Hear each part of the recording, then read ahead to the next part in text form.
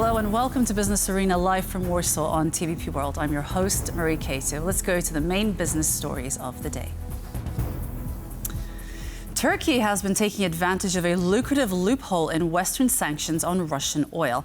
This allows the Kremlin to maintain the sales of its most profitable commodity, the proceeds from which it can later use to fund its war effort. The driver may not realize it, but there's a good chance that the fuel he's pumping into his car comes from Turkey. However, it is only labelled as Turkish. Data from the think tank KRIA shows that since the beginning of 2023, Turkey has significantly increased the import of Russian oil, becoming the third largest buyer worldwide. The country then refines the commodity and sells it on to G7 countries.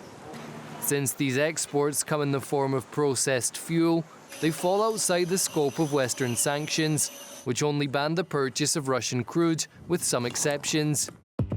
Despite the ongoing war in Ukraine, the volume of Turkish petroleum products exported to the EU has spiraled, peaking at around 700,000 metric tons in March 2024. Overall, EU member states occupied 4 out of the 5 top spots on the list of countries buying oil products from Turkey's 3 largest refineries, 60% of which were made from Russian crude. Romania emerged as the biggest buyer, importing nearly €450 million worth of these products. Oil and gas revenues are crucial in funding Russia's war effort. In 2023, they contributed to nearly 1/3 of the Russian budget, roughly the same share Russia allocated for its military spending in 2024. At the Congress for Rebuilding Ukraine in Poznań, the Polish government and the Polish National Development Bank pledged to help companies interested in rebuilding Ukraine. Our reporter Ovidiusz Nicieja is on site and has more details in his report. The Polish state-owned National Development Bank has signed 3 agreements here in Poznań. They are meant to support both Polish and Ukrainian companies. The first one was signed with the Polish government. It's meant to support companies taking part and planning to take part in the rebuilding and modernization of Ukraine.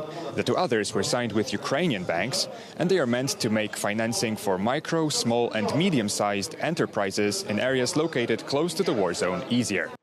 These agreements have been signed with Credo Bank, which is a continuation of our cooperation. It was €10 million.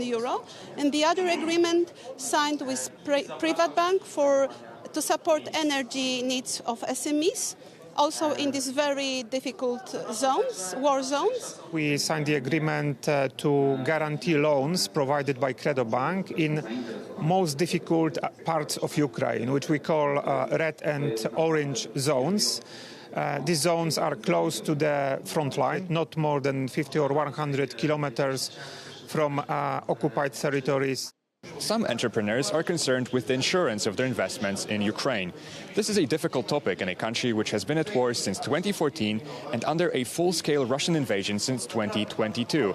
That's why so far investments in Ukraine are rather cautious, even though already 300 Polish companies have registered in Ukraine since the beginning of the full-scale invasion. Many say that the full-scale reconstruction of Ukraine can start only after the war ends. From Poznań for TVP World, Ovidiusz Nicieja. Black clouds are gathering over what was until recently Poland's largest rail freight carrier, PKP Cargo. So much so that a new film has just been released detailing the ongoing debacle at the state-owned firm. PKP Cargo, once Poland's national freight transport champion, has been losing market share rapidly over the past decade. In its heyday, PKP Cargo controlled over half of Poland's rail freight market. Today, recent financial reports show the company deep in the red. A new documentary titled The Fall of PKP Cargo, The Rise of PKP Energetica sheds light on the causes behind this collapse, revealing how political influence and mismanagement derailed the company. This is to show how there are different ways of privatization of the Polish railway companies. The story of the company that was a great success, and the second, history of the company that was not a success at all.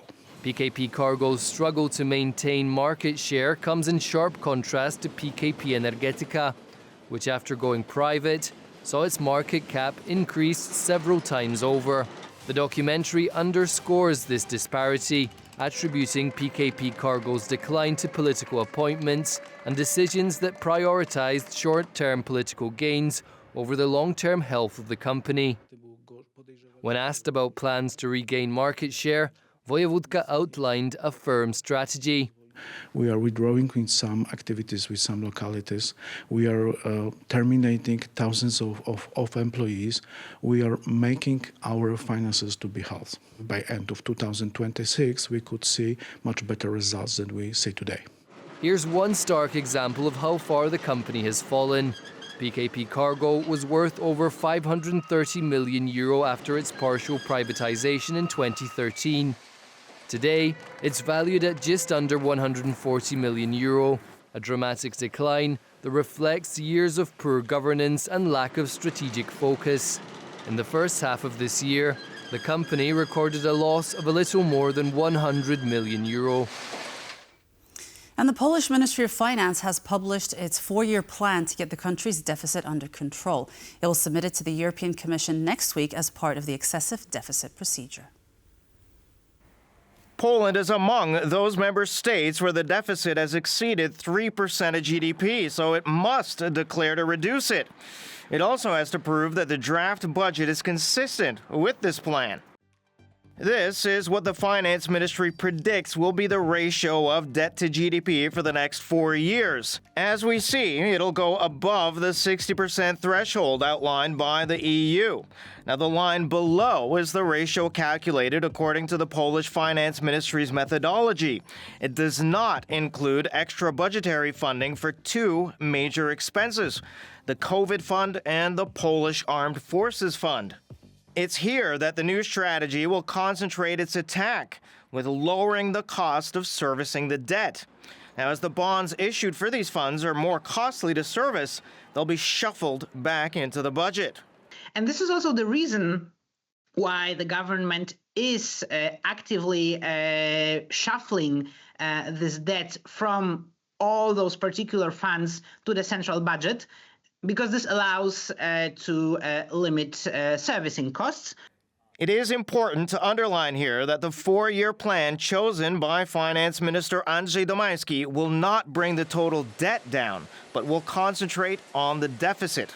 By 2028, our deficit will be below 3%, but our debt will be above 61%, but in some perspective heading back to below 60%. The plan makes a number of key assumptions, however. First of all, it assumes that interest rates will be going down shortly, and this in turn will, of course, significantly reduce the cost of the debt. The danger, as we can see here, is at the current rates, if inflation should not subside, even a 1% rise could send costs ballooning. Thankfully, the market is expecting cuts, and perhaps as soon as March 2025. Secondly, it assumes a GDP growth rate of 3.9% in 2025. Here we can see how much of an effect even a 1% drop would have on the total debt to GDP ratio. Here too, thankfully, markets are also optimistic, predicting over 4% growth. Given the conservative assumptions, macroeconomic assumptions on which the strategy is based, I believe that we can look forward with quite a dose of optimism. If all else remains the same, we should be safe. And that's all for our business news updates. For more business stories, check us out on tvpworld.com.